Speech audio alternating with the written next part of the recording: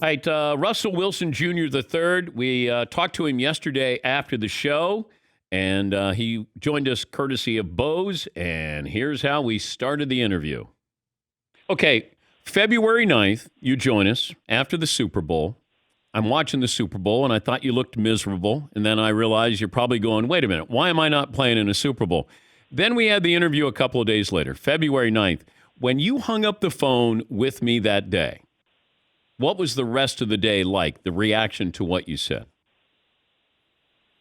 Well, the rest of the day, started off with, I had all the Man of the Year interviews to do. So that's really why we had, the interview with you, and the NFL had set that up and all that. And then the rest of the day got interesting. I would say the next day got interesting more so than anything else. But anyways, listen, I think that anytime you're not playing, you want to be playing in that game. This is why I've been fortunate to play in it twice, win one of them, and you want to get back and do everything you can to get back. And that's what our team's trying to do here, and we're excited about the team that we have and where we're headed. So we got a chance. Okay, wait a minute. Let's go back, though.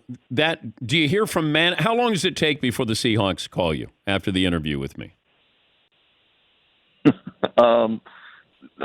was, I don't know, maybe a couple hours probably. Okay, just so you know, I didn't plan on bringing this up. I sort of stumbled onto it because I just wanted to know why you didn't look like you were having a good time. And then it felt like you wanted or welcomed the opportunity to get this off your chest. Is that fair? No, I think that more than anything else, like I said, we had all the Man of the Year stuff that we had to do, and I think more than anything else, we just had a dialogue, conversation, and I think it was definitely blown out of proportion in terms of the moment and what it became.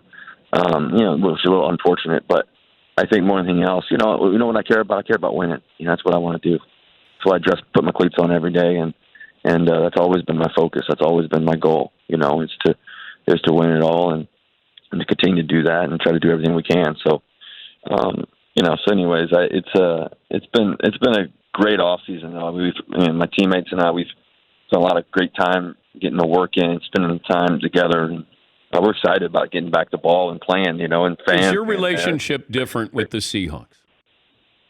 I would say it's stronger. I think me and Pete have gotten even closer. Okay. We've always been super close. So, Pete and I, we've always had a great bond. But I think we got to have a great heart to heart, and just he's got goals. I have goals. We want to do great things.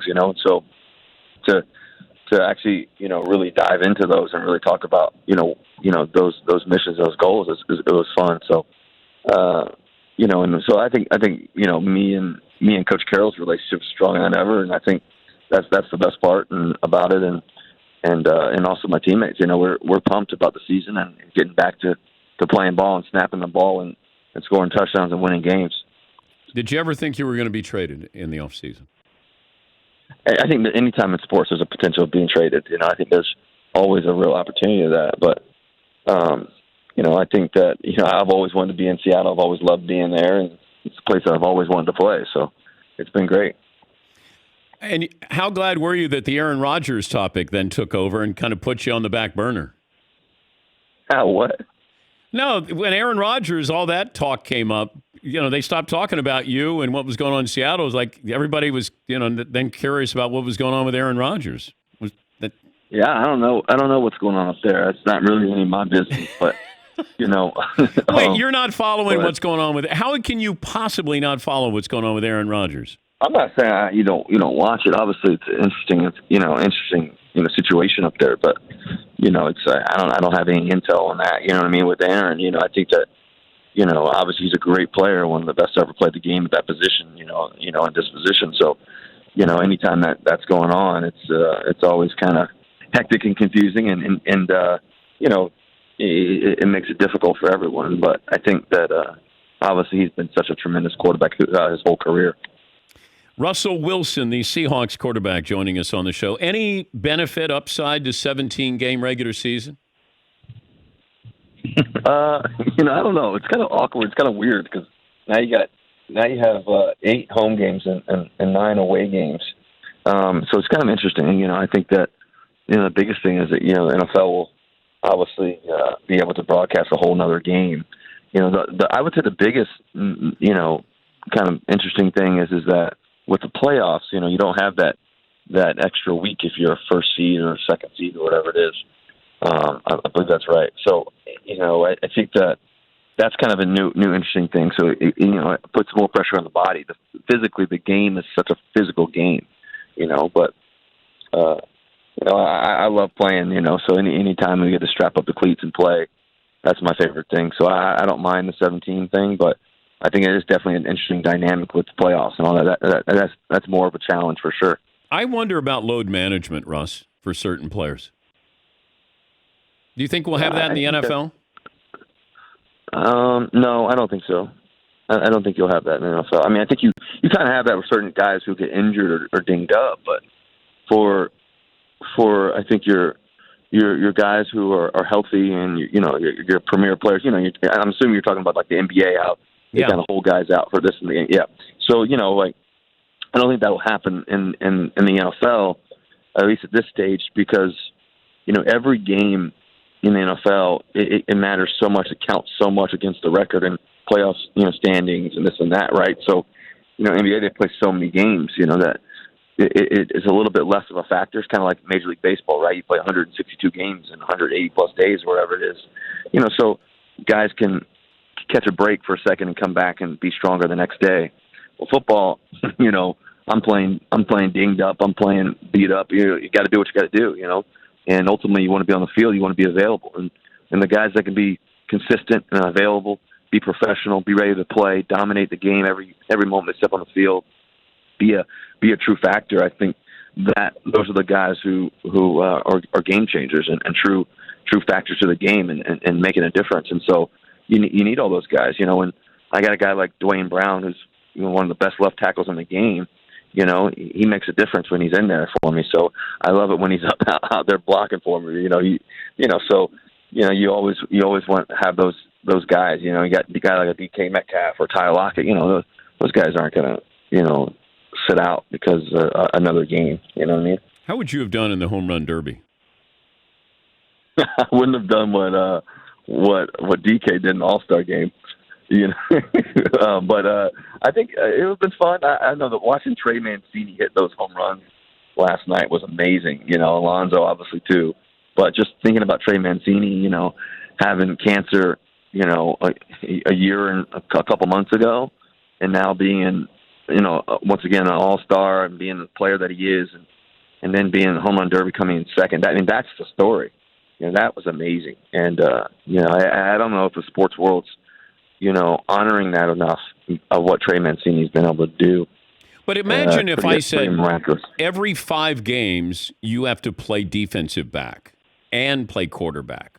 The rest of the time, like Ohtani pitches every 5th game, but he's playing every day. Do you think you could do double duty like Ohtani's doing? Oh man, I don't know. These receivers are pretty talented out there, man. I used to play cornerback in the day in high school. I was a good corner in high school, but these guys out here running these routes are pretty spectacular. But what Ohtani's doing is crazy to see, because he's not just doing it at the pro level or anything else. He's doing it at the highest level possible, and he's doing it better than everybody else too. I mean, he's throwing 100 miles an hour, 98 miles an hour consistently, whatever he's throwing, and has all the pitches and everything else striking everybody out. But he's also got this, the power that he's hitting the ball with and the poise that he hits it with. What's amazing is watching his stance and how poised he is, and how, when that ball comes, when the ball's pitched, you feel like every swing is going to be the right swing. You feel like he's going to crush it. So it's been amazing watching his success, and another story that needs to be talked about and told more. What are you doing with Bose? Yeah, super pumped. Obviously, to be with Bose. I've been with Bose pretty much my whole career, and it's been amazing, just my relationship with them. Because, as you know, Dan, the music is in my family, obviously with Sierra, and we're always jamming out, always listening to music. So it's just an organic, thing for our family, and our kids constantly moving around and all the things we do. So, but yeah, I'm actually right now, I'm in Texas right now, Dallas. I'm here for our Bose shoot commercial, and it's been cool because we have these new quiet comfort earbuds, and I'm constantly on the go, as you know. So I'm actually using them right now, so I'm talking to you. So it's always good to have those in my ear as I'm working out, training. I've been training like crazy. I have a new trainer, Tim Grover, who and so we're constantly moving and shaking and baking, and so it's one of those things that it's perfect for me, and I can take any call. I can train in them. I love hopping on the Peloton late in the afternoon too at night. So it's just if I have a call, I throw the earbuds in my ear. So it's been a great relationship. So we're shooting a commercial today. It's gonna be fun. It's gonna be a blast. I'm excited for it. We're at some high school right now, and about to shoot this thing. So I'm going back to my high school days. And you made no headlines today, so you're good. You're not going to hear from management. You're not going to make SportsCenter today. So the old Russ is back. The old Russell Wilson's back. No trouble. Nothing to see here. Just move on, right? Yeah, man. Listen, man, I'm excited for the season. It's good. I got it. The old Russ is back. There's no more controversy there. Great to talk to you as always. Safe travels, and thanks for joining us. Okay, I'll see you later, Dan. I'll talk to you soon. Russell Wilson Jr. III.